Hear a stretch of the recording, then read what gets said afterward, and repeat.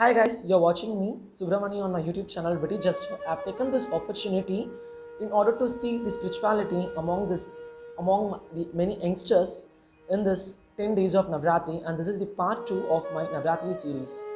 In what I'm going to say in today's topic, Mahakali, again considered to be the most powerful goddess of Hindu mythology, she had made various powerful magics among the lives of many common people. You can see one basic quality among all the devotees of Mahakali. They may be a very good scholars. They have very good linguistic knowledge. Some of them may be warriors. Because Kali is capable of giving such kind of unique skill to those devotees. She has changed the lives of many common people into a successful legends. One among them, the one who wandered aimlessly, turned to be a witty gesture in Sri Krishna Devaraya's court. Yes, he is none other than Ramakrishnan, who in future, after entering into Krishna Devaraya's court, called with a nickname witty gesture the Tenali Raman. Okay. Raman from Tenali was a great poet. He had a very good linguistic skill and he can convince anybody with his words. But he was wandering aimlessly. One day, a sage, while crossing, saw Tenali Raman lying under a tree. He looked at the face of the Tenali Raman and he said, "Something is waiting for you. Please visit the nearby Kali temple."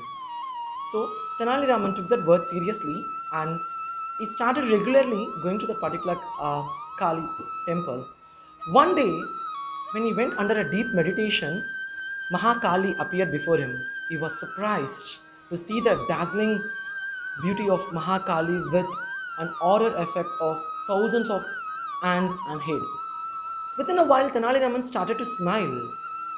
Kali was surprised and perplexed.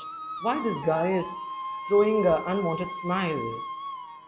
He interrogated Raman, what is the reason for his smile? Raman coolly replied, human if they get a cold, they used to wipe out their nose and their face becomes too horrible for the entire day.